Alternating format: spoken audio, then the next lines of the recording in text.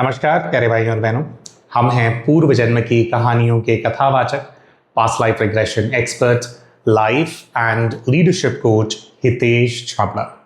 प्यारे दोस्तों, हमारे पास्ट लाइफ रिग्रेशन के एक जो केस स्टडीज का भंडार है उसमें से एक बार फिर से एक ऐसी पीएलआर की स्टोरी आप सभी के सामने प्रस्तुत करने जा रहे हैं जिसमें से प्राप्त होने वाली शिक्षा एक ऐसी शिक्षा है जिसको अगर हमने अपने जीवन के अंदर हमने धारण कर लिया ना, ये जो पर्सपेक्टिव आज हमारे को मिलने वाला है, इस नज़रिए को अगर हमने बारीकी से समझ लिया तो ना जाने कितने सारे रिलेशनशिप रिलेटेड इश्यूज हमारे जो दर्शक हैं, हमारे जो प्यारे भाई बहन हैं जिनके लिए हमें वीडियो बना रहे हैं, वो अपने कितने सारे रिलेशनशिप इश्यूज को खुद ही रिजॉल्व कर पाएंगे। ये नज़रिया भर बदल जाने से कितने सारे इश्यूज हमारे रिजॉल्व हो सकते हैं। तो शिक्षा बहुत अच्छी है और आप लोग जानते हैं कि हमारे जो वीडियोस होते हैं इसके अंदर जो है हैरान कर देने वाली चीज़ों से ज़्यादा हम जो शिक्षा है उसके ऊपर फोकस करना जो है पसंद करते हैं, है ना। और शिक्षा भी ऐसी है कि हमारे डे टू डे लाइफ हमारे रिलेशनशिप से कनेक्टेड है।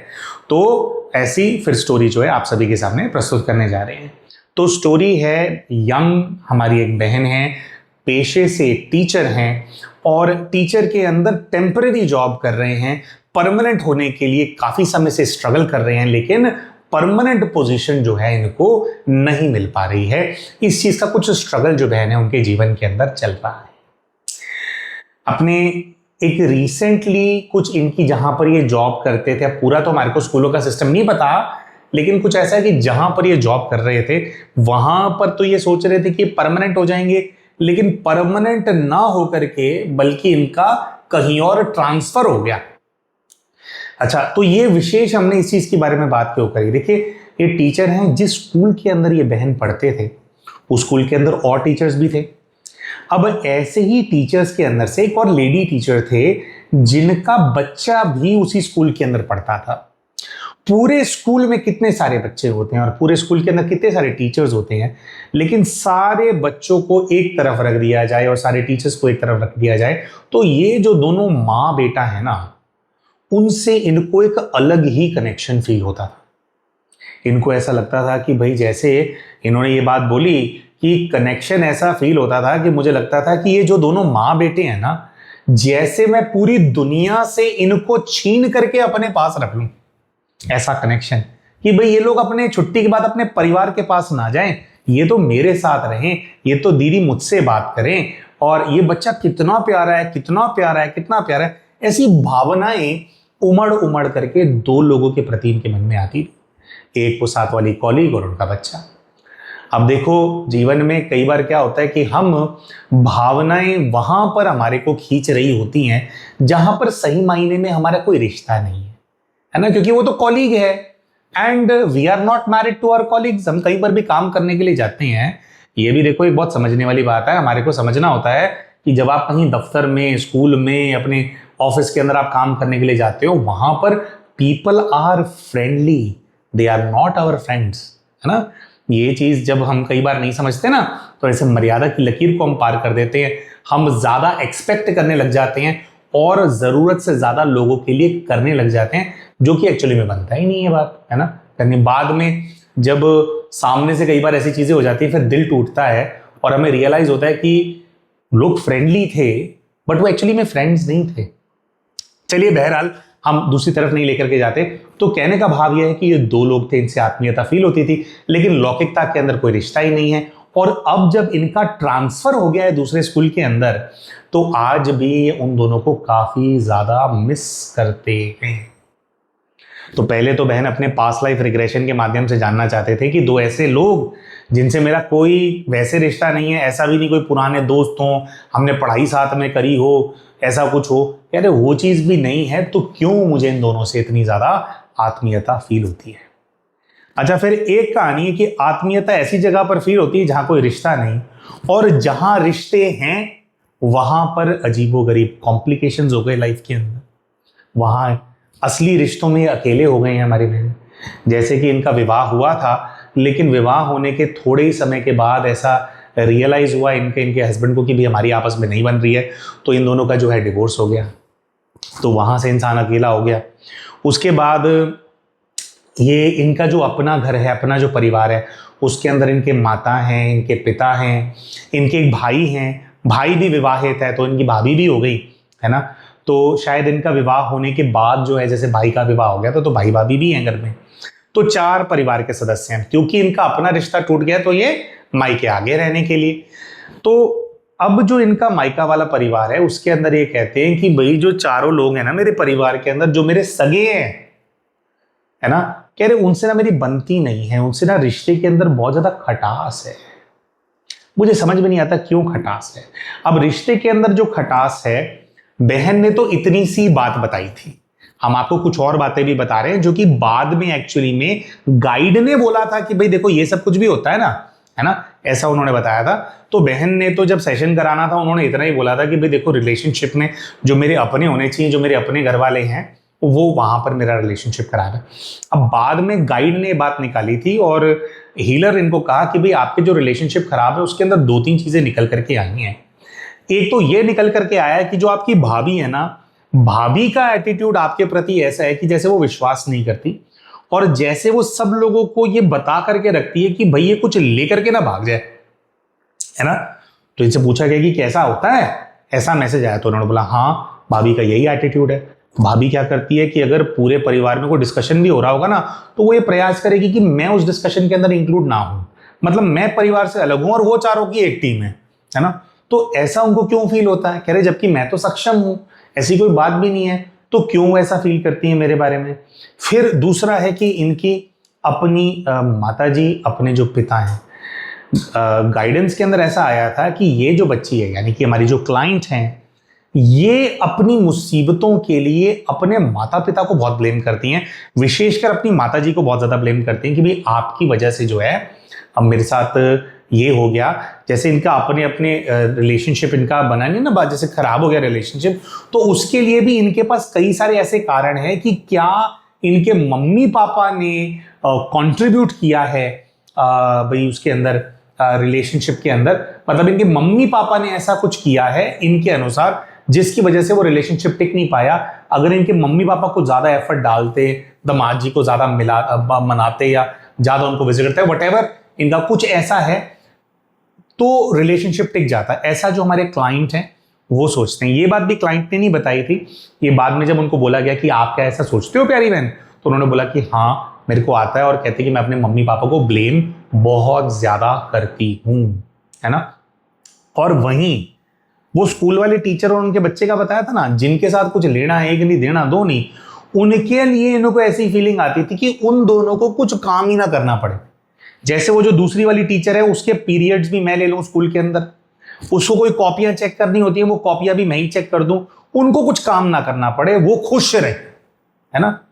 तो वैसे तो खैर इंसान अगर काम ना करे ना तो क्या होता है, हम हमेशा बोलते हैं कि हड्डाराम हो जाता है, हड्डियों में पां पड़ जाती है, हमारे घरों में बोलते हैं बात की ना, हड्डियां जाम हो जाती है। तो काम इंसान को करते रहना चाहिए। बहुत बार जब हम दूसरों के लिए करते हैं तो एक्चुअली में हम उनको नकारा बना रहे होते हैं। तो एनीवेज तो इनको लगता था, और जो उनका बच्चा है, उनका बच्चा टॉप करे, उसके अंदर मैं क्या कर सकती हूँ, स्पेशल नोट्स बना दूं क्या, स्पेशल अटेंशन दे दूं क्या उस बच्चे को अपनी क्लास के अंदर, ये सारी सोच इनको बहुत ज़्यादा आती थी। तो ये सारी बात भी हीलर ने उनको कहा कि भी इतना ज़्यादा क्या आप इंक्लाइन फील करते थे उनके प्रति कि भी ये भी कर दूं वो भी कर दूं। इस चीज़ पे भी क्लाइंट ने हाँ कहा कि हाँ जी इतना मुझे ये सब फील। तो ये तो थे सारे जो रिलेशनशिप्स हैं, है ना, कहीं पर ज़्यादा आत्मीयता है, कहीं पर नहीं है, कहीं पर ब्लॉक किया जा रहा है। तो इसका क्या कनेक्शन है, बहन जानना चाहते थे। उसके अलावा बहन के कुछ साइड क्वेश्चंस ये थे। एक तो इनका ये था कि भाई मेरा विवाह टूट गया है मेरा, बट मैं तो भी बहुत यंग हूं, मैं सेटल होना चाहती हूँ, है ना, विवाह में तो कुछ समझ में ही नहीं आया, कुछ ही टाइम के अंदर अलग हो गया, तो क्या मेरा दूसरा विवाह होगा, उसका क्या योग है, मैं कितना एफर्ट उस दिशा के अंदर डालूं, ये मैं जानना चाहती हूँ। ये भी जानना चाहते थे कि भाई जो मेरी टेम्परेरी नौकरी है, टेम्परेरी नौकरी परमानेंट होगी या नहीं होगी। और तीसरा, इनको एक मेडिकल इशू है, बहनों को हो जाता है मेडिकल इशू, उसका सॉल्यूशन जानना चाहते थे, और ये क्यों हो रहा है ये भी ये बहन जानना चाहते थे। वाइट डिस्चार्ज की प्रॉब्लम होती है, कई बहनों को हो जाती है, और ये वाइट डिस्चार्ज की प्रॉब्लम ऐसी होती है कि जो डिस्चार्ज होता है ना, ये ना पूरे शरीर को खोखला करता चला जाता है। जिन बहनों को ये प्रॉब्लम लंबे समय तक होती है ना, उनके क्या शरीर में फिर और बीमारियां लगने लग जाती है, क्योंकि इम्यूनिटी कम हो जाती है, हड्डियां इससे कमजोर हो जाती हैं, कमर में इससे दर्द रहने लग जाता है, कई सारे कॉम्प्लिकेशंस हो जाते हैं। तो एक लंबे समय से ये वाली प्रॉब्लम भी जो बहन है इनको चालू हो गई है, तो जानना चाहते थे कि भी ये प्रॉब्लम क्यों हो रही है, इसका क्या सोल्यूशन है। तो ये सारी जो चीजें हैं प्यारे भाइयों और बहनों, इनको लेकर के इनका एडवांस प्रॉक्सी PLR किया गया था, जिसके अंदर क्यों इनको ये सारी प्रॉब्लम्स हैं, क्या इशू है और क्या इनको करना चाहिए। जैसे कि हमने बोला, जो सॉल्यूशन निकल करके आया है इनकी प्रॉब्लम का, वो सॉल्यूशन बहुत अच्छा है।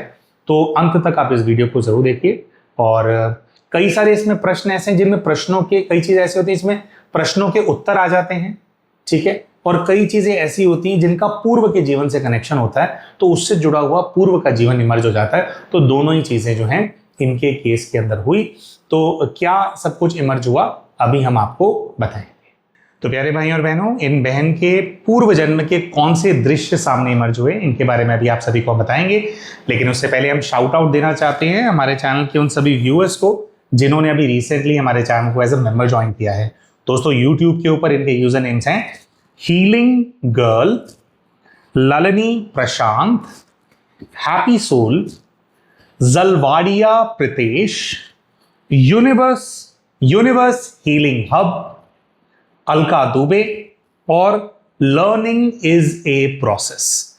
दोस्तों, ये कुछ ऐसे भाई बहन हैं जिन्होंने अभी रिसेंटली हमारे चैनल की मेंबरशिप के लिए ऑप्ट किया है। हम सभी भाई बहनों को बताना चाहते हैं कि हमारे चैनल पर 2 तरह के मेंबरशिप्स अवेलेबल हैं। सबसे पहले आता है हीलिंग सर्कल, जिसके अंदर हर महीने आपको एक ग्रुप के अंदर पास्ट लाइफ रिग्रेशन का सेशन अनुभव करने को मिलता है।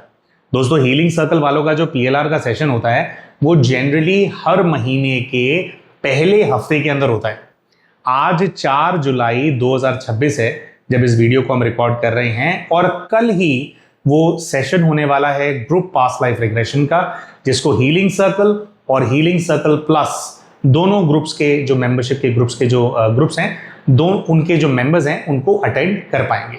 तो अगर आप हीलिंग सर्कल के मेंबर हैं तो ये एक सेशन का आप हर महीने लाभ उठा पाते हैं। लेकिन अगर आप हीलिंग सर्कल प्लस के अंदर चैनल की मेंबरशिप के लिए ऑप्ट करते हैं तो आपको हर महीने 2 बार ग्रुप के अंदर पास्ट लाइफ रिग्रेशन का जो सेशन है उसको अटेंड करने को आपको मिलता है। उसके अलावा दूसरे 3 से 4 और हिप्नोथेरेपी के सेशंस जो हैं वो हीलिंग सर्कल प्लस मेंबर्स के लिए कंडक्ट कराए जाते हैं। जैसे कि इनर चाइल्ड हीलिंग का सेशन करना, जो कि बचपन के जो ट्रॉमास हैं उनको रिजॉल्व करने में आपकी हेल्प करता है। फियर रिमूवल सेशन करना, बहुत सारे फियर हमारे अंदर बैठे होते हैं, उन फियर्स को जलाना, उनको भस्म करना, उनको आपकी पर्सनालिटी से अलग करना। फिर कॉर्ड कटिंग सेशन होता है, वूम हीलिंग सेशन होता है। तो इसी प्रकार के कई सारे प्रकार के हिप्नोथेरेपी सेशंस होते हैं जो कि एनर्जी के लेवल पे बहुत सारे आपके इश्यूज को रिजॉल्व करते हैं। आप कैसा फील करते हैं, ये आपको बेटर फील कराते हैं, कि नया उमंग उत्साह आपके जीवन के अंदर लेकर के आते हैं, एटलीस्ट लाने का जो है प्रयास किया जाता है इन सेशंस के माध्यम से। तो हीलिंग सर्कल प्लस के जो मेंबर्स होते हैं वो 2 बार ग्रुप PLR के सेशंस और ऐसे 3 से 4 अन्य हिप्नोथेरेपी के sessions through out the month जो है उसके अंदर अटेंड कर पाते हैं। दोस्तों, जब भी ये सेशंस कंडक्ट कराए जाते हैं, अगर आप जो एग्जैक्ट टाइम सेशन का होता है अगर आप उस टाइम पे अटेंड नहीं भी कर पाते तो चैनल के मेंबर्स के लिए अगले 24 घंटे तक इनके लाइव सेशंस की रिकॉर्डिंग्स को अवेलेबल कराया जाता है। वो रिकॉर्डिंग्स अवेलेबल रहती हैं ताकि फिर जो आपका जो कन्वीनियंट टाइम हो उसके अनुसार जो है आप इन सेशंस को अटेंड कर पाए। तो अगर आप भी ये जो हमारी एक्सक्लूसिव जो सेवाएं हैं अगर आप इनका लाभ उठाना चाहते हैं तो हमारे इस वीडियो के नीचे आपको एक ज्वाइन बटन नजर आ रहा होगा, उसका इस्तेमाल करके आप भी चैनल की मेंबरशिप के लिए ऑप्ट कर सकते हैं। तो आइए प्यारे भाई और बहनों, अब बात करते हैं कि जो बहन हैं उनके जो प्रश्न थे उनके क्या उत्तर निकल करके आए। सबसे पहले तो जो इनका जो मेडिकल इशू है, सबसे पहले तो उसका उत्तर निकल करके आया कि वाइट डिस्चार्ज का जो प्रॉब्लम है वो क्यों हो रहा है। तो ऐसा निकल करके आया कि जो बहन हैं उनके कामुकता से रिलेटेड जो विचार है वो बहुत ज़्यादा चलते, मतलब कि अमूमन तौर पे कई बार हम सोचते हैं कि यार ऐसा हमारे साथ हो रहा है क्योंकि कुछ हार्मोनल इम्बैलेंस हो गया है या कोई प्रॉब्लम हो गई है, कोई इन्फेक्शन हमारे को हो गया है, या ऐसा इंसान सोचता है। तो इनके लिए ऐसा निकल करके आया है कि एक्सटर्नल कोई इन्फेक्शन वगैरह तो बिल्कुल भी नहीं हुआ है, कोई इम्बैलेंस भी नहीं हुआ है, लेकिन क्योंकि भावनाओं के इतने ज्यादा अंतर्द्वंद से आप गुजर रहे हो, हर जगह से आप अकेले हो गए हो, तो इन विचारों को आपका जो मन है, उस मन ने अपने आप को एंगेज करने का रास्ता बना लिया है। तो बहन को बोला गया कि बहन, क्या आपको ऐसा आया है कि बहुत ज्यादा कामुकता वाले विचार जो हैं, उत्तेजना वाले जो विचार हैं, आप इन चीजों की तरफ सोचते रहते हो, उस दिशा के अंदर आप सोचते रहते हो, उसकी वजह से ऐसा होता है? तो बहन ने बोला कि हाँ, ऐसा मेरे साथ होता है, मैं बहुत ज्यादा डिस्टर्ब हूँ, है ना।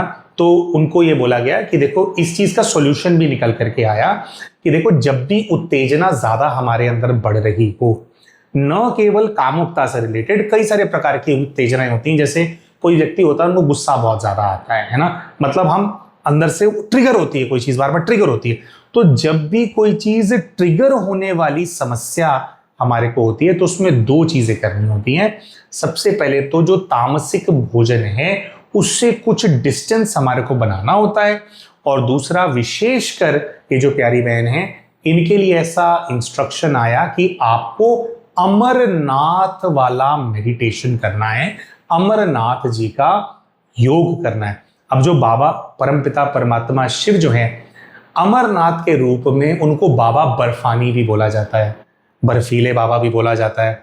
अब बाबा बर्फानी जो हैं, उनकी जो एनर्जी है, वो शीतलता प्रदान करने वाली है, ठंडक प्रदान करने वाली है, यानी कि उत्तेजनाओं को शांत करने वाली है ना। हमारे को जो गहरे ध्यान में जाता है बाबा ना अमरनाथ के साथ, उनको जैसे शीतला देवी बना देते हैं, शीतल कर देते हैं। तो बहन को बोला कि बाबा को अमरनाथ के रूप में आपको याद करना है, आपको ऐसा फील करना है कि अमरनाथ जी का सफेद शीतलता से भरा हुआ प्रकाश मुझ आत्मा के ऊपर बरस रहा है, और उसको आपको अपने अंदर समाते चले जाना है, समाते चले जाना है। फील करना है कि पूरे सूक्ष्म शरीर के अंदर अमरनाथ जी की शक्ति भरती चली जा रही है। तो जितना जितना हमारी प्यारी बहन अमरनाथ जी का योग करेंगे, उतनी ज्यादा उत्तेजनाएं, अन्य प्रकार की उत्तेजनाएं, जैसे क्रोध आता है, दूसरों को ब्लेम करने का मन करता है, परेशान होता है, एग्रेशन आता है, तो ये वाली उत्तेजना भी और अन्य उत्तेजनाएं जो भी हैं, वो जो है शांत होती चली जाएंगी। और बहन को ये बताया भी गया, आप लोग भी सब लोग जानते हैं कि हर महीने सभी ज्योतिर्लिंगों के आधार पर एक मेडिटेशन कोर्स है, जो कि हमसे जुड़ी हुई एक टीम है, वो कंडक्ट कराती है। तो एग्जैक्टली अमरनाथ जी का ध्यान कैसे करना है, उनकी एनर्जी को कैसे यूज करना है, बहन को बताया गया कि अगर आप वो करना चाहते हो तो आप इस जो कोर्स है, ये वाला कोर्स निःशुल्क होता है, आप इसको ज्वाइन कर सकते हैं, उसका आप लाभ उठा सकते हैं।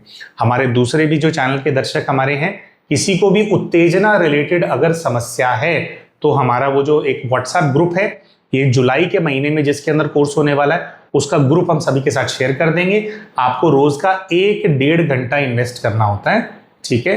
फीस कोई लगती नहीं, लेकिन टाइम ईमानदारी से इन्वेस्ट आपको करना होता है। 7 से 8 दिन का कोर्स होता है, जिसके अंदर आपको ये अलग अलग परमात्मा शिव के जो रूप हैं, उन रूपों की शक्ति को कैसे आपको इस्तेमाल करना है, आपको सिखाया जाता है। तो एक प्रॉब्लम की समस्या तो ये आ गई कि भी देखो, कामुकता बहुत ज्यादा बढ़ी हुई है आपके अंदर, उसकी उत्तेजना को आपको करना है। तो कैसे शांत करना है? अमरनाथ जी का योग।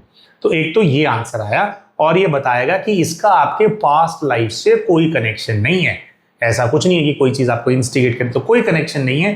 केवल और केवल आपके जो विचार है, उनको आपको जो है ठीक करना है, आपको उनको साधना है, तामसिक भोजन को अवॉइड करना है, साधारण भोजन थोड़ा खाने का प्रयास करना है। एक तो यह। फिर दूसरी 2 और चीजें थी। एक जो प्यारी बहन है, उनका प्रश्न था कि भाई जो मेरा विवाह है, अब विवाह दोबारा होगा या नहीं होगा, वो होगा कब होगा? तो उसका आंसर ये आया था कि बहन का विवाह दोबारा होने का योग है, लेकिन जो योग है वो अभी नहीं बन रहा है, 3 से 4 वर्ष बाद का योग बन रहा है।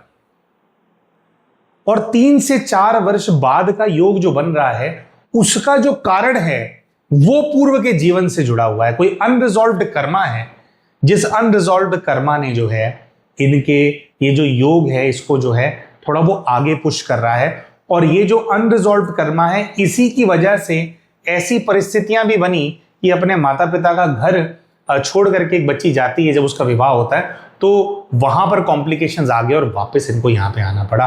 तो वो जो अनरिजॉल्व कर्मा है उसको रिजॉल्व करने की आवश्यकता है। तो 4 साल बाद का, 4 साल के आसपास का जो योग है वो बन रहा है। तो विवाह हो सकता है लेकिन अभी नहीं है। दूसरा फिर ये था कि भाई जॉब टेम्पररी से परमानेंट होगी या नहीं, क्योंकि इंसान परमानेंट होता है तो वो फील करता है कि मैं पैरों पे खड़ा हो गया। उसका योग भी अभी नहीं है। परमानेंट होंगे लेकिन अभी नहीं, अभी उसमें टाइम लगेगा और उसका कनेक्शन भी इसी अनरिजॉल्व कर्मा से है।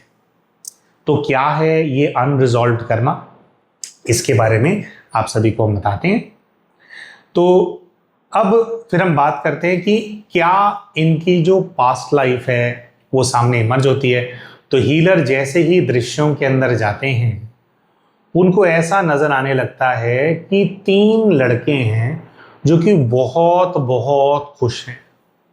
और वो जो तीनों लड़के हैं ना वो बेस्ट फ्रेंड्स, वो अपनी सारी बातें एक दूसरे के साथ शेयर करते हैं, बड़ा हंस खेल करके सब बात कर रहे हैं।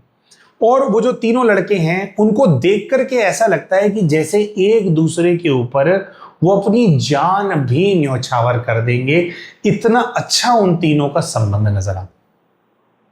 लेकिन फिर ऐसा नजर आता है कि उन तीनों में से कोई एक लड़का है जिस लड़के को शायद अपने घर जाना है और कुछ वो करना है, तो बाकी के दोनों लड़के उसको बोलते हैं कि ठीक है तू चले जा, हम तेरे से फिर मिलते हैं। ये तीनों जो लड़के हैं ये 17, 18, 19 साल के ऐसे नजर आ रहे हैं, तीनों की समान एज है। और फिर धीरे धीरे ऐसा समझ में आता है कि जो 3 जिगरी दोस्त हैं इनमें से 2 दोस्त ऐसे हैं जो कि आपस में कजन्स हैं, चाचे ताए के लड़के हैं, वो एक ही घर के अंदर रहते हैं।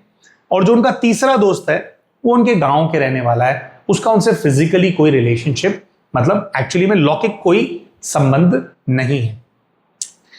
जब तक तो वो तीनों साथ थे तब तक तो बिल्कुल दृश्य ऐसा आ रहा था कि तीनों एक दूसरे के ऊपर जान छिड़कते हैं, तीनों एक दूसरे के लिए लड़ सकते हैं, मर सकते हैं और कुछ भी कर सकते हैं दूसरे। लेकिन जब एक लड़का वहां से चला जाता है तो दृश्य, चेहरे के भाव कुछ बदल जाते। जो एक लड़का जा रहा है उसके अंदर तो भाव अभी भी वही चल रहा है कि मेरे कितने अच्छे दोस्त हैं, इन्हीं से तो मेरा जिंदगी है, मेरे तो जैसे सब कुछ यही ही है। और वो जो दोनों हैं उनके चेहरे पर चालूपना, काइयापना नजर आ रहा है।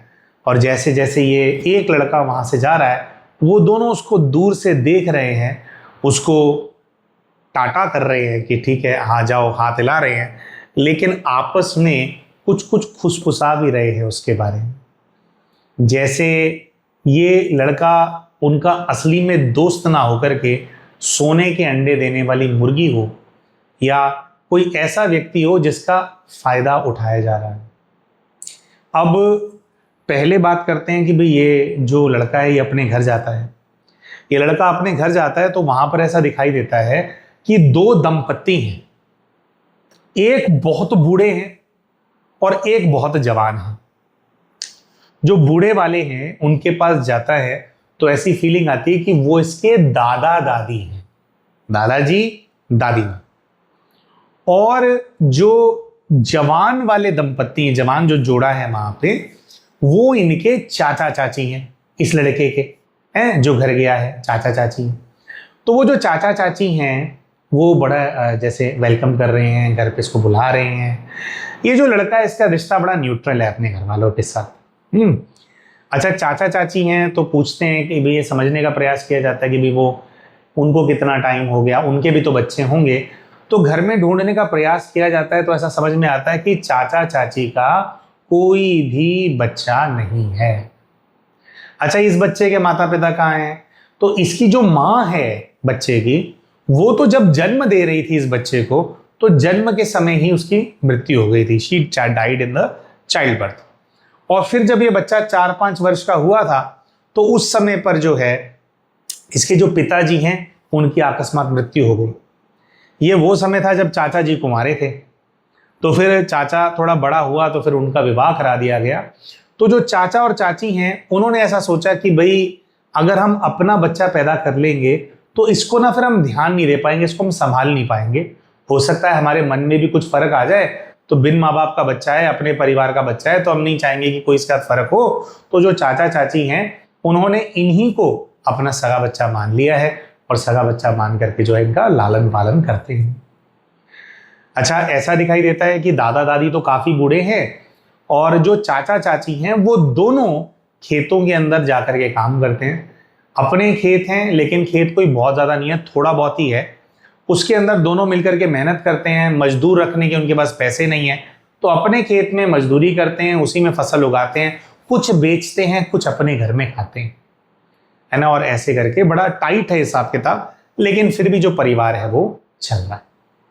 वहीं दूसरी ओर वो जो दोनों, तो इनका परिवार हो गया थोड़ा फाइनेंशियली वीक है, लेकिन वो जो दोनों इनके दोस्त हैं, जो चाचा ताऊ के लड़के हैं, वो काफी रिच। और उनके साथ क्या है कि ये जो भाई हैं, ये अब तीनों का रिलेशन ऐसा है, एटलीस्ट इनके लिए तो है कि तीनों एक दूसरे पे जान छिड़कते हैं। तो जान छिड़कते हैं तो उनका कोई भी काम होता है तो ये भाग भाग के करता है लड़का, है ना। उनके जो खेत है, उनके खेत काफी ज्यादा है, उन खेतों में उनके पास मजदूर भी हैं, लेकिन जब भी उन्होंने कोई एडिशनल कोई एक्स्ट्रा काम कराना होता है, कुछ खड़े होकर के कराना होता है, तो ना तो वो दोनों खुद वो काम करते हैं, ना ही वो अपने मजदूरों को वो काम बोलते हैं, वो काम बोलते हैं इनको, और ये भाग भाग करके वो काम करवाते हैं उनका। तो ऐसा ऑल इन ऑल दिखाई दे रहा है कि जैसे वो दोनों जो लड़के हैं, इसका मतलब उल्लू बना रहे हैं इसको, है ना। तो इसका मतलब फायदा उठा रहे हैं बहुत ज्यादा, ऐसा जो है देखने में आता है। और ये जो लड़का है, इसको ये बात बिल्कुल भी समझ में नहीं आती है। अच्छा, इस लड़के को बात क्यों समझ में नहीं आती? क्योंकि वो दोनों जो हैं इसके अंदर चाबी भरते रहते हैं, बचपन से ही इसके अंदर चाबी भरते आए हैं कि तेरे तो अपने माँ बाप हैं नहीं, जो तेरे चाचा चाची हैं ये तेरा फायदा उठा रहे हैं, ये तेरे से काम कराती हैं, ये जो कुछ भी कमाते हैं तेरे को उतना देते नहीं है। देख, तू फटे हुए कपड़ों के अंदर घूम रहा है, तेरे पास कपड़े पहनने के लिए क्यों नहीं है? हमारे अपने माँ बाप हैं, तो अगर हमारे कपड़े मैले भी हो जाते हैं या उनका रंग भी उड़ जाता है ना, तो हमारे माँ बाप जो हैं वो उस चीज को भी नहीं देखते, वो हमारे को नए कपड़े दिला करके ले आते हैं। और तेरे चाचा चाची, तो ये देख, तेरे कपड़े यहाँ से कहीं से जैसे कपड़ा फट भी गया है, तो देख उसके लिए भी तेरे को मतलब पैसे नहीं दे रहे, फिर भी तेरे को नए कपड़े ये नहीं दिलाते। अब देखो, ये जो लड़का है, इनके घर की परिस्थिति अलग है। इनके जो चाचा चाची हैं, उनसे जितना हो सकता है उतना वो करते हैं, घर में गुजर बसर जो है मुश्किल से होती है, तो बार बार नए कपड़े लेना शायद उनके लिए संभव नहीं है। लेकिन ये जो लड़का है, क्योंकि इसके दोस्त इसके कान भरते रहते हैं, तो ये लड़का इस प्रकार से नहीं सोच पाता, जिस चीज के चलते क्या होता है कि इसके मन में अपने परिवार वालों के प्रति एक आक्रोश, एक नफरत, एक गुस्सा है कि इनकी पालना अच्छे से नहीं हो रही है। अगर इनके सगे माता पिता जिंदा होते तो ऐसी परिस्थिति नहीं होती, तो इनका ज्यादा ख्याल रखा जाता है। हालांकि लड़का जवान है, फिर भी खेत में जाकर एक काम नहीं कर रहा, बट एक्सपेक्टेशन है कि भी मेरे लिए ये नहीं किया, मेरे लिए वो नहीं किया। फिर ऐसा नजर आता है कि जो इनके दोनों दोस्त होते हैं वो कुछ ऐसा बताते हैं कि उनसे कोई गलती हो गई है या कुछ उनसे गड़बड़ हो गई है, जिसके लिए उनको धन की आवश्यकता है। अब वो खुद अमीर घर के हैं, लेकिन उनको धन की आवश्यकता है और वो अपने घर से धन नहीं ले सकते, और वो दोनों जानबूझ करके रो रहे हैं, पिट रहे हैं इनके सामने, और उनको बोल रहे हैं कि भाई कैसे भी करके अगर ये नहीं हुआ ना तो हमारे को तो मरना पड़ जाएगा। और उनकी ये बात सुन करके कि उनको मरना पड़ जाएगा, इनको मौत आ गई है, इस लड़के को मौत आ गई है, और ये कह रहा है कि नहीं, मैं ऐसा होने नहीं दूंगा, मेरे भाइयों के ऊपर ये आ गया, मैं ऐसा होने नहीं दूंगा, कुछ नहीं, मैं कुछ करता हूं। तो ये अपने घर जाते हैं और दिमाग लगाते हैं कि हम गरीबों के घर से ऐसी कौन सी चीज को निकाला जा सकता है जिससे कि इनके जो वो गहरे दोस्त हैं, वो जो इनके भाई हैं, उनको उनकी मुसीबत से निकाला जा सके। तो इनको ऐसा याद आता है कि जो इनकी चाची हैं, उनके दहेज के कुछ गहने हैं। गहने बहुत ज्यादा नहीं है, थोड़ा सा ही सोना है, लेकिन सोना तो है। और इनको लगता है कि कौन सा वो सोने को पहनती हैं, तो ये चुपके से रात को वो जो घर में सोना होता है उसको चुरा लेते हैं, और चुरा करके अपने वो दोनों दोस्तों को दे देते हैं कि भैया अभी तुम रखो, अपनी मुसीबत से बाहर निकलो, जब तुम अपनी मुसीबत से बाहर निकल जाना, हाँ, जब तुम मुसीबत से बाहर निकल जाओगे तब फिर जो है ये मुझे तुम वापस कर देना, कुछ वर्कआउट कर लेंगे। तो वो इनसे जो है गहने ले लेते हैं और गहने लेकर के फिर एक दूसरा दृश्य इमर्ज होता है कि वो जो दोनों लड़के हैं एक्चुअली में वो जुआरी और शराबी है। कहीं जुए के अंदर बहुत बड़ी रकम हार गए थे और वो लोग उनको डरा धमका रहे थे। घर में वो बता नहीं पा रहे थे कि इतनी बड़ी रकम हम हार गए हैं, तो क्या करते, तो वही जो उनका परमानेंट मुर्गी थी सोने के अंडे देने वाली, उसी मुर्गी को उन्होंने थोड़ा पुश किया कि भाई 2-4 अंडे इकट्ठे दे दे इस बार, है ना, इस बार काम ऐसे नहीं चलेगा, हमारे को धन चाहिए। तो मुर्गी ने जो वो सोने के अंडे हैं दे दिए और उसके माध्यम से अपना पुराना जुए का कर्जा तो उन्होंने उतारा ही उतारा, लेकिन काफी सारा अमाउंट फिर भी बच गया था, काफी सारा सोना फिर भी बच गया था। वो वापस देने के बजाय उस सोने को उन्होंने अपना जो उनका ये जो जुआ है और जो शराब है इसके अंदर अच्छे से उन्होंने लगाया। अब कुछ दिन बीत जाते हैं। जब कुछ दिन बीत जाते हैं तो कुछ ऐसा होता है कि जैसे चाची अपने जो कपड़े हैं उनको फरोल रही होती है, तो फरोल रही होती है तो भाई गरीब आदमी है, गरीब आदमी की कुछ पूंजी उसके पास है तो क्या करेगा, पूंजी को चेक तो करता है या नहीं है। तो चाची देखती है तो उसको दिखाई देता है कि सोना है गायब। वो चाचा को बताती है, चाचा को बताती है तो घर के अंदर शोर मच जाता है कि भाई क्या हो गया, क्या हो गया, कैसे हो गया। अब घर के जो सारे सदस्य हैं वो पैनिक के अंदर जा रहे होते हैं, लेकिन जब इस लड़के के सामने बात रखी जाती है तो इसका शरीर, इसका जो चेहरा है वो पैनिक वाला नहीं बल्कि चोर वाला सामने आता है। और ये लोग महसूस भी कर रहे होते हैं परिवार वाले कि कई दिनों से बड़ा इनडिफरेंट बिहेव कर रहा है। तो बाकी सदस्य तो कुछ नहीं बोलते, लेकिन जो चाचा है, चाचा एकदम से समझ जाते हैं कि इसी ने ही चोरी करी। और चाचा जो है फिर अच्छे से सुताई करते हैं, है ना, वो प्रसाद देते हैं। तो अच्छे से जब पिटाई होती है चप्पलों से, है ना, लातों घूसों से, तो ये जो है अपनी चोरी मान लेते हैं और बता देते हैं कि भाई ऐसे ऐसे मैंने दे दिया, उनको जरूरत थी, ये था वो था। लेकिन जो घर वाले होते हैं, घर वाले इस दिशा में सोच रहे होते हैं कि भाई घर की जरूरत का क्या, और अगर ऐसा कुछ भी है तो तू घर में बताता, हम उस चीज को रिव्यू करते, फिर हम देते। तो घर की पहले हम इतनी गरीबी के अंदर है, मुसीबत के टाइम के लिए कुछ पैसा हमने रखा हुआ था, वो कहाँ लुटा करके आ गया है।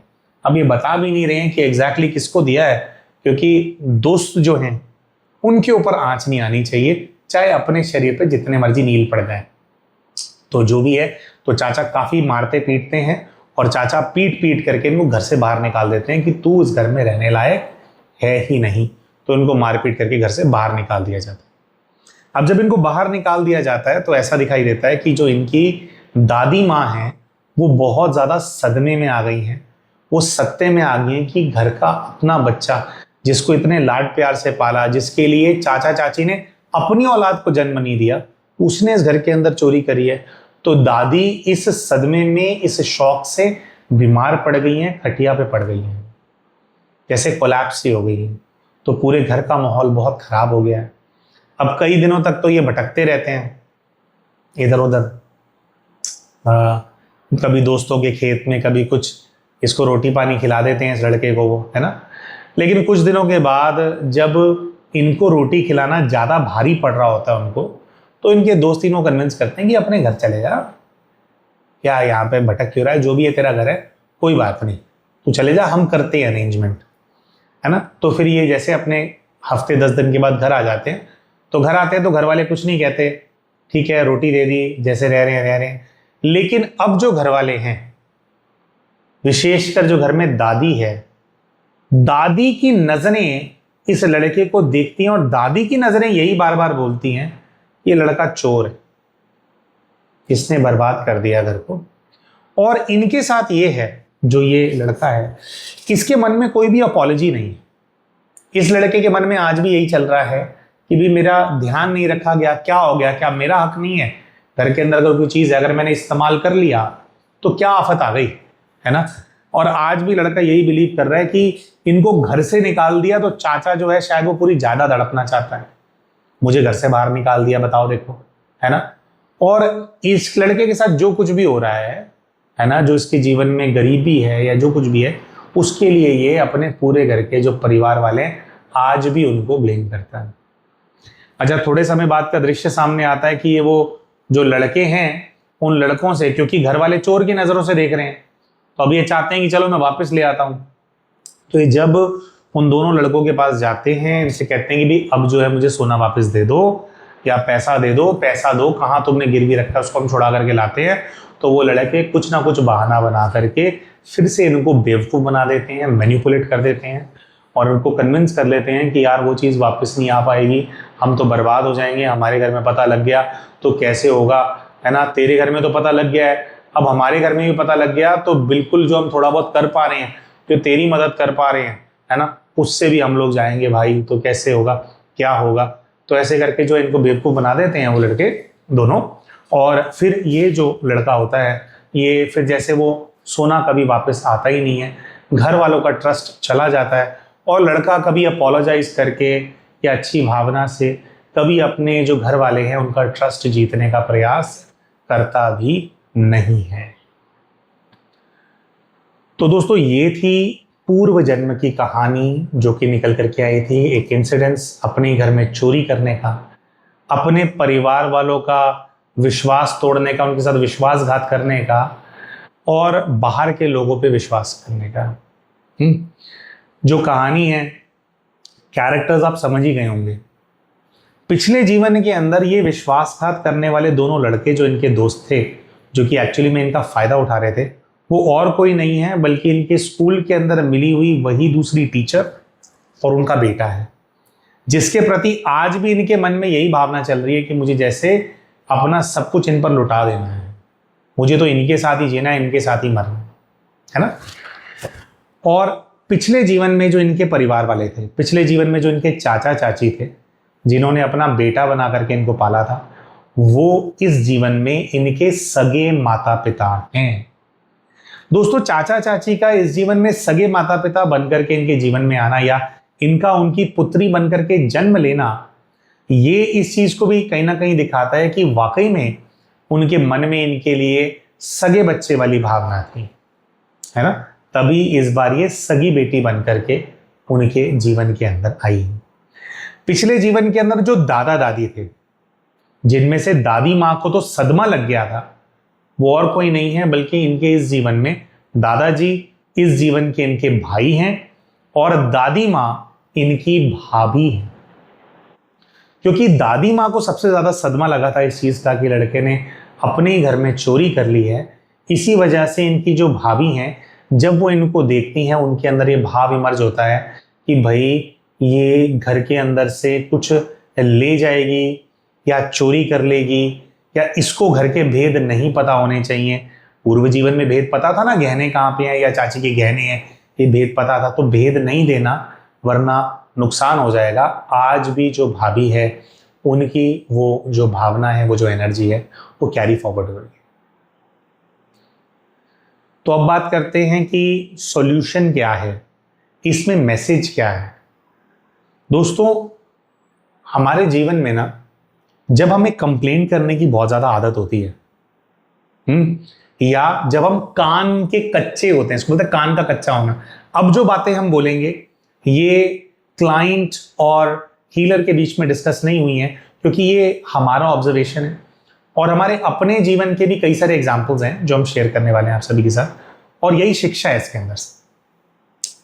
तो क्लाइंट को क्या शिक्षा मिली वो भी बताएंगे और हमारा ऑब्जर्वेशन क्या भी वो बता रहे हैं। जब हम कान के कच्चे होते हैं तो लोग अपॉर्चुनिटी ढूंढते हैं हमारे कान भरने, है ना। हमारे अपने जीवन का उदाहरण है दोस्तों कि हमारे जीवन में ना एक ऐसा व्यक्ति आया था जिसकी वजह से हम बहुत बड़े कर्जे के नीचे चले गए थे, ठीक है। और वो हमारे बिजनेस के अंदर हमारा बिजनेस पार्टनर था। जिस समय पर वो हमारे साथ था ना, उसने हमारे को इतना ज्यादा मैनिपुलेट कर दिया था कि हमारे को ऐसा लगता था कि हमारी वाइफ जो है, हमारा जो बच्चा है, ये किसी काम के नहीं है। अगर कुछ बनना है जीवन के अंदर तो हमारे को इसके साथ रहना होगा, क्योंकि वो ना सपने दिखाने के अंदर बहुत अच्छा था। और दोस्तों जो इस तरह के लोग होते हैं ना, सपने दिखाने वाले, अच्छा उसका जो प्रीवियस एक्सपीरियंस था उसके जीवन का, वो क्या मल्टी लेवल मार्केटिंग के अंदर काम करने का एक्सपीरियंस था उसका। मल्टी लेवल मार्केटिंग के अंदर अच्छे लेवल पे जो हाइप क्रिएट करने वाला है, उस तरह का एक्सपीरियंस था उसका। तो उसका ऑल इन ऑल एक्सपीरियंस ही उस व्यक्ति का यह था कि हाइप कैसे क्रिएट की जाती है। दोस्तों, अगर सिर्फ हाइप क्रिएट करनी हो ना, तो हाइप क्रिएट करने में क्या होता है कि सिर्फ आपको बातें करनी है और सपना दिखाना है और ग्राउंड लेवल पे काम नहीं करना होता। ग्राउंड लेवल पे काम करना, किसी कंपनी के अंदर ऑपरेशंस को एस्टैब्लिश करना, उनको खड़ा करना, फिर उनको मैनेज करना, फिर उसके डाउनफॉल्स को मैनेज करना, डाउनफॉल ना हो उसको प्रिवेंट करना, और अगर हो जाए तो हैंडल करना, ये सब कुछ एक अलग स्किल सेट के अंदर आता है। और हवाबाजी और बातें एक दूसरे स्किल सेट के अंदर आती है। तो हवाबाजी और बातें बनाने वाले जो लोग होते हैं, एक्चुअली में क्या है, एक होता है चालाक इंसान, एक होता है इंटेलिजेंट। इंटेलिजेंट होते हैं ये नहीं होते, ये तो पता नहीं, चालाक बहुत होते हैं, है ना। तो हमारे को हमारे जीवन के अंदर ये आइडेंटिफाई करना अति आवश्यक है कि कौन सा व्यक्ति चालाक है और कौन सा असली में इंटेलिजेंट है। तो उस व्यक्ति ने ऐसे ऐसे सपने दिखा दिए थे। तो इस तरह के लोग क्या होते हैं, इस तरह के लोग आपको ऐसा विश्वास दिलाने में बहुत एक्सपर्टीज रखते हैं कि उनके बिना आप चल नहीं पाओगे, उनके बिना तुम जीवन में कुछ कर नहीं पाओगे। वो तुम्हारे साथ हैं तभी कुछ बड़ा हो पाएगा। क्योंकि जब वो व्यक्ति हमारे जीवन में आया था ना दोस्तों, हमारी जो धर्मपत्नी है वो हमारे को समझाती थी कि आपको संभल करके चलना है, आपको गलत लोगों का पैसा नहीं लेना, गलत लोगों का तेजी का आया हुआ पैसा वैसे भी नहीं फलता है। तो आप संभालो, अपनी एनर्जी को कंट्रोल करो, है ना, समझदारी से चलो। लेकिन हमारे अंदर ये चलता था कि मेरे को ये करना है, वो करना है, फू कर देंगे, फा कर देंगे, हम तो अर्श पे चले जाएंगे, है ना। क्यों? क्योंकि वो चाबी भरता था, बड़े बड़े सपने, बड़े बड़े सपने, सिर्फ सपनों के अंदर घूम रहे थे। ग्राउंड पे एक्चुअली में उस व्यक्ति ने काम तो क्या करना था, लेकिन हमारी कंपनी के लिए जो फंडिंग हमने इकट्ठा करी थी, अलग अलग बहाने से वो कंपनी की फंडिंग को खाए जा रहा था, फंडिंग को खत्म करते जा रहा था। उसके भी ऐसी अजीबोगरीब बातें होती थी कि मैं यहाँ फंस गया हूँ, मेरे पे पुराना केस चल रहा है, यार अगर ये नहीं हुआ तो मैं अंदर हो जाऊंगा, फिर हम काम कैसे करेंगे, फिर हम कैसे चलाएंगे। तो बहुत सारे घोटाले उसने हमारी कंपनी में तभी कर दिए थे जब तो कंपनी खड़ी भी नहीं हुई थी। और धीरे धीरे वो हमें ऐसे मैनिपुलेट कर रहा था कि अगर कंपनी बर्बाद हो जाती है या कुछ हो जाता है तो कोई ना कोई तो हमारे को चाहिए ना ब्लेम लेने के लिए, है ना। तो वो मेंटली हमारे को उस चीज के लिए भी प्रिपेयर कर रहा था कि घोटाले वो करेगा, लेकिन जब टाइम आएगा तो ब्लेम हम लेंगे। उस व्यक्ति ने बेवकूफ बना करके हमारी लाइफ की हमने पहली गाड़ी खरीदी थी, जो कि तब के टाइम में, बहुत पुरानी बात है, तब क्या है कि 5-5.5 लाख की रेंज में स्विफ्ट आ जाती थी। तो हमारे पास क्या है, टॉप मॉडल शेवी थी, शेवी बीट हमारे पास थी। वो हमने आई थिंक 1.5-2 साल पहले ली थी वो गाड़ी, 5.5 या 5.25 लाख की ली थी। उसको उसने मात्र 1.5 लाख रुपए के लिए जो है गिरवी रखवा दिया था, और हमने खुशी खुशी रख भी दिया था। और वो 1.5 लाख भी उसने कभी दिए नहीं थे, तो वो गाड़ी ऐसे गिरवी में ही वो बिक गई। वो हमारे को इस चीज के लिए भी मैनिपुलेट कर रहा था। वो हमारे को ऐसे बोलता था कि मेरा ये जो दूसरा दोस्त है, मैं इसमें फंसा हुआ था, ये तो अपने घर के सारे गहने ले आया था मेरे लिए, कि भाई तो ये मैंने मना कर दिया कि मेरे को नहीं चाहिए। यानी कि वो हमारे माइंड में बात भर रहा था कि मैं जब अगली परेशानी तेरे सामने रखूंगा तो तू अपने घर के गहने ले आई हो या अपने घर के कागज ले आई हो। और उस समय पर हम करे जा रहे थे, हमारे को हमारे घर वाले दुश्मन नजर आ रहे थे। दुश्मन दुश्मन, पता है क्यों? क्योंकि वो सपने बहुत बड़े बड़े दिखाता था। तो इस कहानी से मिलने वाली जो शिक्षा है वो ये है कि सपने दिखाने वाले लोगों से, ऐसे लोगों से जो जताते बहुत ज्यादा हैं कि वो आपके सगे हैं, ऐसे लोगों से सावधान रहने की आवश्यकता है इंसान को। दूसरों से कंपेयर करके अपनी जिंदगी नहीं चलती कि उसके पास क्या है और उसके पास क्या नहीं है। हमारे को हमारे जीवन में जो परिस्थिति मिलती है, हमारे अपने घर की जो परिस्थिति है, वो हमारे अपने कर्मों के प्रमाण हमारे को मिल रही है, जो हम पूर्व के जीवन में करके आए हैं। उसके हिसाब से घर के अंदर परिस्थिति है, और उस परिस्थिति को लेकर के अगर मैं कंपेयर करता रहूंगा दूसरे लोगों से कि उनके पास तो ये है, उनके घर वाले उनको कपड़े दिला रहे हैं और मेरे पास कपड़े नहीं है, अरे आप ये भी तो देखो कि उसके पास तो 100 एकड़ जमीन है, तुम्हारे घर वालों के पास 2 एकड़ भी नहीं है। तो जो होगा उसके अंदर से करेंगे ना। तो ऐसे में इंसान को यह सोचना होता है कि मैं कैसे सक्षम बनूं और मेरे परिवार वालों को मैं कैसे सपोर्ट करूंगा, ना कि इस चीज को लेकर के रोते रहो, पिटते रहो कि उसके पास ये और मेरे पास ये नहीं है। जब हम ऐसा करते हैं तो हम इजी मनी मेकिंग स्कीम्स का जो लालच है उसके ट्रैप में फंसते हैं। क्योंकि जो बातें बनाने वाले लोग हैं, जो ठगने वाले लोग हैं, हमें ऐसा लगता है कि उनके पास इतना कुछ है, ये लोग अच्छी गाड़ियों में घूमेंगे, अच्छा खाएंगे, अच्छा पिएंगे, पार्टियां करेंगे। हमें लगता है कि कहीं और से इनके पास इतने सारे सिस्टम इन्होंने बना रखा है जिससे कि इनके पास मनी फ्लो करती है। दे वेरी इंटेलिजेंट, और उनके माध्यम से हम भी ये सीख पाएंगे। हम ये नहीं समझते हैं कि एक्चुअली में हम उनकी मुर्गियां हैं। हम ही वो लोग हैं, भोले लोग, जिनको लूट करके, बेवकूफ बना करके ये लोग पैसा लूटते रहते हैं, अपना घर भरते रहते हैं, अपना जुआ, अपनी शराब, अपनी अय्याशी, अपना ये जो झूठ का जो शोशाबाजी है, ये सब करते रहते हैं। इसी को देख करके हमारे जैसे लोग इनके चक्कर में फंसते रहते हैं। ये लोग हमें ही लूटते हैं और कोई सोर्स नहीं है इनके पास। हम ये समझते नहीं। तो हमारे अपने जीवन के अंदर हमने क्या शिक्षा, देखो बहुत लंबे समय तक हमारे को लूटा गया था, बेवकूफ बनाया गया था, और हम ऐसा समझते हैं कि हम खुद बेवकूफ थे। उन्होंने हमारे को नहीं लूटा, लेकिन हमारी आंखों में लालच घुस गया था। जो बहुत बड़ा सपना उन्होंने दिखाया था ना कि हम ऐसे ऐसे फटाफट फटाफट ऐसे बन जाएंगे, ऐसे होता है वैसे होता है, तेजी जो दिखाई थी वो आंखों में घुस गया था, इसलिए हम बेवकूफ बने। और इतना हमने अपने घर में भी अच्छा व्यवहार नहीं किया उस समय में सब कुछ बर्बाद कर दिया।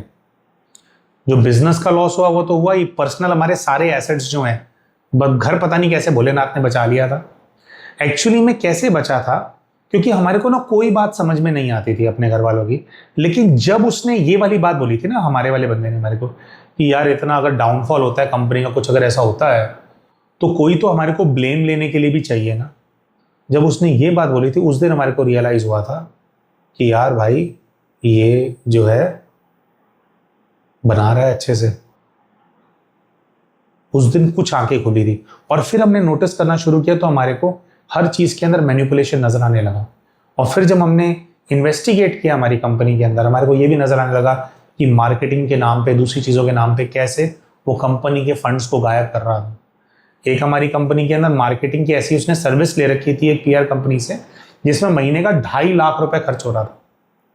और जब उसी सर्विस को मतलब कंपनी के अंदर रखने के लिए हमने अपनी टीम खड़ी करी तो हमारा बजट 70 से 80 हजार रुपए का आया, जिसमें पूरी टीम हमने खड़ी कर ली थी उस टाइम। बाहर 2.5 लाख रुपए दे रहे थे, और वो भी हमारे लिए एक्सक्लूसिवली काम नहीं करते थे। एनीवेज, तो 2.5 लाख रुपए कंपनी को नहीं जा रहा था, वो 2.5 लाख रुपए उधर जाता था, और पीछे से वो अपना उसमें से 1.5 लाख 1 लाख रुपए गायब कर लेता होगा वो। तो ये सब चीजें हमारे को बाद में समझ में आई। हाँ, तो जो इस प्रकार के लोग होते हैं ना दोस्तों, ये तो शिक्षा इसकी ये है ना। थोड़ा हम कहानी में और अपना किस्सा शेयर करने में व्यस्त हो गए। शिक्षा इसकी ये है प्यारे दोस्तों, कि जब भी आपको कोई ऐसा व्यक्ति आपके जीवन के अंदर मिले जो बातें बहुत ऊंची ऊंची कर रहा है, आपको अपनी अमीरी दिखा रहा है, और अमीरी में उसको क्या मजा आ रहा है वो दिखा रहा है, और आपके पास वो अमीरी होनी चाहिए आपको ये भी बोल रहा है, और आपको आपके घर वालों के खिलाफ वो भड़काता है, तो आपको समझना है कि वो इंसान नहीं है, वो लोमड़ी है। आपको मैनिपुलेट कर रहा है। और इन बहन के साथ इस केस के अंदर मैनिपुलेशन इतना तगड़ा है कि मैनिपुलेशन तो पिछले जन्म में किया गया था, उसकी एनर्जी अभी तक इनके सर से उतरी नहीं है। पूरे जीवन भर वो दोनों इनको बेवकूफ बनाते रहे, और पूरे जीवन भर इनके अपने परिवार वाले जो कि मेहनत कर करके इनको रोटी खिला रहे थे, जो वो प्रोवाइड कर सकते थे वो प्रोवाइड कर रहे थे, इनके खिलाफ भड़काया और इंसान भड़कते रहे। दोस्तों, कुछ लोगों के पास ना इस प्रकार की शक्ति भी होती है मैनिपुलेशन की, लेकिन हम हमेशा बोलते हैं कि एक इंसान मैनिपुलेट तभी हो सकता है जब उसके ऊपर विकार हावी होते हैं।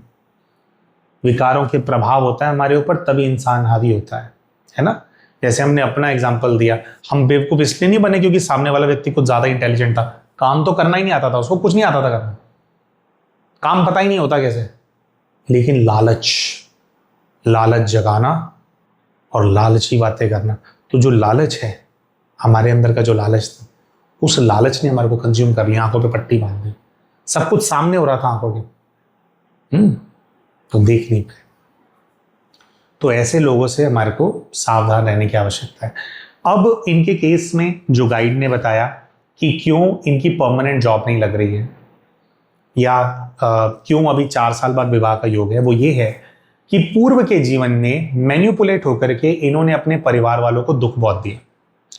पूर्व के जीवन में भी इनके जो चाचा चाची हैं जितना कर सकते थे इनके लिए मेहनत करके उन्होंने इनको प्रोवाइड किया, और इनके इस जीवन के अंदर भी इनके माता पिता जितना कर सकते थे, जितनी उन्होंने पापा जी ने इनके मम्मी ने मेहनत करी है उन्होंने वो सब प्रोवाइड किया है। लेकिन क्योंकि इनके कान इतने ज्यादा भर दिए गए थे तो पिछले जीवन में भी अपने घर वालों को लानत देते रहे हैं, ब्लेम करते रहे हैं, और इस जीवन में भी अपनी परेशानियों के लिए अपने मम्मी पापा को ब्लेम करते रहे हैं। तो इनका गाइडेंस ये आया, वो अमरनाथ वाला योग उस प्रॉब्लम के लिए था, गाइडेंस ये आया कि अपने जो मम्मी पापा हैं, आपका जो परिवार है जिन्होंने आपको संभाला है, आपका विवाह करा करके तो आपको भेज दिया था ना, अब रिश्ता तोड़ करके आ गए हो तो उन्होंने तो ठेका नहीं ले रखा आपको संभालने का, लेकिन फिर भी संभाल रहे हैं। तो जो आपके मम्मी पापा ने आपके लिए किया है उसके लिए आपको थैंकफुल होना है उनका। भाभी अगर आपको इंक्लूड नहीं कर रही है तो आपको अपने अंदर से भाभी को एनर्जी देनी है कि मैं आंखों पे मेरी पट्टी बन गई थी, मैं मूर्ख हो गई थी, जिसकी वजह से आप लोगों का जो प्यार है, इतना कुछ आप लोगों ने मेरे के लिए किया और मैंने उसको धिक्कारा है। इसके लिए मैं आपसे क्षमा मांगती हूँ, और जो कुछ आपने मेरे लिए किया है उसके लिए मैं बहुत बहुत आभारी हूँ। तो कंप्लेन करना बंद करना है, कंप्लेन की एनर्जी को निकालना है अपने अंदर से, और थैंकफुल होना है। थैंकफुल हर चीज के प्रति, सबसे पहले तो मम्मी पापा के प्रति, क्योंकि देखो कोई भी माता पिता होता है ना, वो चाहते हैं कि उनके बच्चे का भला ही हो। हाँ, और भाई अगर किसी के माता पिता अंबानी नहीं है तो अंबानी नहीं है ना, जो उनकी क्षमता है उससे तो वो कर रहे हैं ना। अब जितना और किसी व्यक्ति की क्षमता होगी उतनी तो करेंगे, और कोई भी माता पिता जो होते हैं वो अपनी क्षमता से ज्यादा ही करते हैं अपने बच्चों के लिए, लेकिन फिर भी अपने बच्चे का भाग्य थोड़ी बदल सकते हैं। अब किसी बच्चे का उसके पार्टनर के साथ क्या कार्मिक अकाउंट है, इसके लिए तो माता पिता रिस्पॉन्सिबल नहीं है ना। तो वहां पे भी कुछ कार्मिक अकाउंट होगा जिसकी वजह से वो टूट गया। हालांकि बहन जानना नहीं चाहते थे उस चीज के बारे में, मम्मी पापा के बारे में जानना चाहते थे, तो उसका निकल करके आया है ना। तो जितना उन्होंने किया, तो गाइड का यही आया कि पिछले जीवन में भी उन्होंने बहुत जी जान लगा करके किया जो वो कर सकते थे, इस जीवन के अंदर भी उन्होंने पूरा जी जान लगा करके किया है। तो उनके जो एफर्ट्स हैं, आपने उनकी वैल्यू नहीं की है, आपने जो उनको धिक्कारा है, उनका इतना सब कुछ जो उन्होंने अपनी मेहनत लगाई है आपके ऊपर, जो इमोशंस इन्वेस्ट किए हैं, उसका आपने ये जैसे दुर्व्यवहार करके या उसकी वैल्यू ना करके, वो करके जो है आपके ऊपर भार आया हुआ है उस चीज का। तो आपको अगर परमानेंट जॉब मिल जाएगी तो कुछ ऐसी परिस्थिति होगी कि वो कहीं और मिलेगी और आप इस घर को छोड़ करके चले जाओगे। तो इनके प्रति जो आपको कर्जा उतारना है वो कर्जा नहीं उतरेगा, और आपके जो गाइड्स हैं या जो आपको आपकी लाइफ को जो स्ट्रीमलाइन करने वाली जो एनर्जीज हैं वो चाहती हैं कि आप इनका कर्जा उतारो। तो कर्जा कैसे उतरेगा? पैसा नहीं देना, कुछ नहीं देना, लेकिन जो भावना है, भावना को अपने परिवार वालों के प्रति परिवर्तित करना है। वो जैसा बिहेव कर रहे हैं वो आपने जो उनके साथ किया था उसके रिस्पॉन्स में चल रहा है, जो आपने धोखा दिया है ना। तो यही है कि परमानेंट जॉब भी इसलिए नहीं लग रही है, और आपके विवाह का योग भी 3-4 वर्ष बाद का इसीलिए है क्योंकि आपकी जो इनके प्रति जो कर्जा है वो आपको उतारना है। अगर आप घर छोड़ करके चले जाओगे तो फिर वो हो नहीं पाएगा। तो इस घर में आपको रहना है, वो आपको रिजेक्ट अभी करते रहेंगे, लेकिन आप उनके लिए थैंकफुल हो जाओ। परमात्मा का भी धन्यवाद करो कि आपके सामने सारा सच आया, तो वो आप करेंगे। घर वालों के प्रति आप थैंकफुल होंगे, उनको पॉजिटिव एनर्जी देते रहेंगे, देते रहेंगे, देते रहेंगे। जैसे जैसे आप ये चीज़ करते रहेंगे वैसे वैसे जो है उनकी भावना आपके लिए परिवर्तित होती चली जाएगी, क्योंकि यही वो आत्माएं एक्सपेक्ट कर रही है कि हमने इतना कुछ किया, हमारे को तुम रिकॉग्नाइज तो करो, उल्टा और हमारे को ब्लेम करते रहते हो, है ना। तो इस चीज़ को रिवर्स करना है, यही इनका सोल्यूशन है। और हमारे वीडियो को देखने वाले कोई भी भाई बहन हो या कोई यंगस्टर्स भी होते हैं जो कि ब्लेमिंग के जोन में रहते हैं, आपको अपना ब्लेम करने के जोन से बाहर निकलना है ना। ये ब्लेम करना जो चीज़ है ये हमारे जीवन के अंदर सबसे बड़े फेलियर का कारण होता है। देखो, आपको हमने अपना वाला भी एग्जाम्पल दिया, उस व्यक्ति का एग्जाम्पल दिया जिसने हमारे को इतना ज्यादा मैनिपुलेट कर दिया था। हमारे पर्सनल लॉसेस तो क्या है, हमने बताया कि जब हम कर्जे के नीचे दबे थे तो 1.5 करोड़ का कर्जा हो गया था हमारे ऊपर। हम तो गरीब घर के बच्चे थे, हम कौन से करोड़पतियों के घर में बैठे हैं कि हमारा बापू एक कोठी बेच करके 1.5 करोड़ चुका देगा, कुछ नहीं था, है ना। लेकिन आज भी हमारे वीडियो में भी हमने क्या कहा, हमने उसको ब्लेम नहीं किया, उसका एक पार्ट है, वो तो अपना काम करने के लिए आया है ना। लोमड़ है, लोमड़ तो लोमड़ की तरह ही रहेगा, है ना, वो तो अपनी चालाकियां दिखाएगा ही। लेकिन हम चालाकी में फंस क्यों रहे हैं?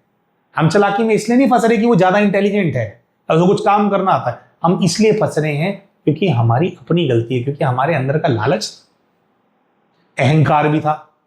वो दिखा देते हैं कि हम इतने बड़े बन जाएंगे, सब हमारे नीचे होंगे, हमारे पैरों के नीचे होंगे, इतने बड़े होंगे, ऐसे घूमेंगे वैसे घूमेंगे, है ना, मर्सिडीज में घूमेंगे, प्राइवेट जेट में घूमेंगे। मर्सिडीज में घूमना, प्राइवेट जेट में घूमना ठीक है, कोई बुरी बात नहीं है ना। लेकिन एक होता है कि सपने और लालच अहंकार जब हावी हो जाता है ना, तो लॉजिक खत्म हो जाता है। तो उदाहरण देने के लिए, लोगों से बचना है उसके लिए हमने बताया, लेकिन उसको हम ब्लेम नहीं करते। ब्लेम हम किसी को करते हैं, हमारी अपनी कमजोरी को।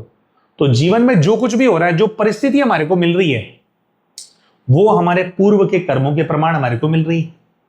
और आगे जिन परिस्थितियों का निर्माण हम अपने जीवन के अंदर कर रहे हैं, वो आज जो हम कर्म कर रहे हैं उसके जो फिर है प्रतिफल स्वरूप जो है, वो जो परिस्थितियां उनका निर्माण होता है। So at the end of the day, जो कुछ भी मेरे आसपास घटित हो रहा है, जो मुझे इंपैक्ट कर रहा है, उसकी जो धुरी है, उसका जो सेंटर है, वो मैं हूं, मैं, है ना। बहुत सारे बच्चे होते क्या करते हैं कि आसपास के लोगों को ब्लेम करते रहते हैं, और जब आसपास के लोगों में से कोई ब्लेम करने वाला नहीं मिलता तो भगवान को ब्लेम करने लग जाते हैं कि भगवान ने ऐसे जीवन मेरे को दिया है। भगवान केवल सहयोग करने के लिए होते हैं। आप उनसे कनेक्शन बनाओ, एनर्जी लो, अपनी परिस्थितियों को सॉल्व करो। जो कुछ हमारे जीवन के अंदर हो रहा है वो हमारे अपने कर्मों का फल है। तो ब्लेम तो भाई किसी को करना ही नहीं है जी। अच्छा, बिल्कुल लास्ट में ये बात हम बोलना भूल गए थे दोस्तों। हमारे जीवन में ना, अब देखो, हमारे मम्मी पापा तो है नहीं, हमारे पत्नी आए तो हमारा एक परिवार बना। तो हमारे को पहले ना हमारे बातें उन लोगों को बताने की आदत थी जिनको हम अपना समझते थे। हमारे कई रिश्तेदारों को बता दी, वो दोस्त को बता दी, है ना, अपने एक दोस्त को बताई, उसने कोई राय दी, दूसरे दोस्त को बताई, कोई राय दी, ये वाला बेस्ट फ्रेंड, वो वाला बेस्ट फ्रेंड, और आपस में चीजें सॉल्व नहीं करते थे। जब तक हम ये चीज करते थे ना, तब तक हमारे घर के अंदर कलेश रहता था, तब तक हमारा रिश्ता फल फूल नहीं रहा था, तब तक कॉम्प्लिकेशंस आ रहे थे और कॉम्प्लिकेशंस बढ़ते चले जा रहे थे। लेकिन फिर एक टाइम आया था जब हमने और हमारी वाइफ ने डिसाइड किया था कि यार कुछ भी होगा ना, हम आपस में डिस्कस करेंगे, बाहर डिस्कस नहीं करना। कितनी प्रॉब्लम आ जाए, हम भूखे मर जाएं, बाहर डिस्कस नहीं करेंगे, अपने परिवार में करेंगे। और यही चीज हमारे परिवार में, हमारे भाई को भी हम बोलते थे कि हम तीनों परिवार हैं, लेकिन हमारे भाई को भी हमारी वाली बीमारी थी, वो और बाहर कहीं कहीं करता था, तो वो फिर अलग ही हो गया, उसको रिश्तेदारों ने अलग ही करवा दिया। तो पहले तो चीजें सॉल्व होनी तब शुरू हुई थी जब हम दोनों डिस्कस करते थे हर चीज आपस में। और उसके बाद इसका जो नेक्स्ट स्टेज आया था ना हमारी लाइफ के अंदर, वो तो ये आया था कि जब हम स्पिरिचुअलिटी के अंदर आए थे, या जब बाबा के कनेक्शन में हम आए थे ना, तो हमारे को बाबा ने एक चीज रियलाइज करा दी थी, बहुत डीप रियलाइज करा दी थी, कि अगर कोई भी ऐसी चीज है जिसके अंदर हमारी फैमिली ओके नहीं है, अब हमारी फैमिली तो सिर्फ हमारी वाइफ थी उस टाइम ना, अगर हमारी फैमिली ओके नहीं है, यानी कि कोई बात सही भी है लेकिन मेरी घरवाली ने बोल दिया कि ये नहीं करनी, तो भाई वो चीज नहीं करनी फिर हमें, कितना ही मन क्यों ना करता हो, कितना ही सही क्यों ना लगता हो, ये बात पक्की ना गांठ बांध लेनी है। और अगर कोई चीज करनी भी है, मान लो कोई ऐसी चीज है कि वो कन्विंस नहीं है उसके अंदर, तो उनको मनाओ, मना करके उनसे हामी लो। जब वो हामी प्रॉपर देगी कि हाँ ठीक है चलो जी करते हैं, वो हाँ बोलेगी, तभी करना है वो काम। क्योंकि हमने नोटिस कर ली थी कि अपने परिवार में, अपने परिवार के सदस्यों को जब हम नाराज करके कोई चीज करते हैं ना, तो उनके साथ हमने 24 घंटे रहना है। उनके जो विचार है ना, आप कोई चीज ले भी आओगे, कोई डिसीजन भी ले लोगे ना, वो उससे खुश नहीं होंगे ना, तो आप फलोगे फूलोगे नहीं उसके अंदर, उसमें कॉम्प्लिकेशंस रहेंगे। इसीलिए उनकी हामी लेकर के, और जब से हमने नियम बनाया हमारे जीवन के अंदर कि हमारी घरवाली हाँ बोल लेगी तभी हम करेंगे, तो उस दिन के बाद से तो जैसे कि बाबा का आदेश था, फिर ऐसे होता तो हमारे जीवन के अंदर तो तरक्की ही तरक्की है। ठीक है, तो हम आशा करते हैं प्यारे भाई और बहनों, हमने आज का जो ये वीडियो बनाया इससे आपको कुछ शिक्षा मिली होगी, है ना, आपको अच्छा लगा होगा। और ये मैन्युपुलेट करने वाले लोगों से, ये जो लोमड़ियां दुनिया में घूम रही हैं जो कि आपके अपनों से आपको अलग करती हैं, देखो सच्चा रिश्ता कौन था, इनके अपने घर वाले ऐसा पागल कर दिया कि बेवकूफ बनाने वाले जो लोग हैं वो अपने असली नजर आ रहे हैं, है ना, वो सच्चे नजर आ रहे हैं। तो ऐसे मैन्युपुलेट कर देने वाले लोगों से आप अपने जीवन में बच पाएंगे और बचे रहेंगे, और सचमुच में आपका परिवार कौन है क्या है आप उसको रिकग्नाइज अपने जीवन में कर, उनके साथ आप अपने रिश्ते सुधार पाएं। इसी शुभ इच्छा के साथ हमने आज का ये वीडियो बनाया। तो हम आशा करते हैं कि वीडियो आपको पसंद आया होगा। मिलते हैं आप सभी के साथ हमारे अगले वीडियो के अंदर, तब तक के लिए नमस्कार।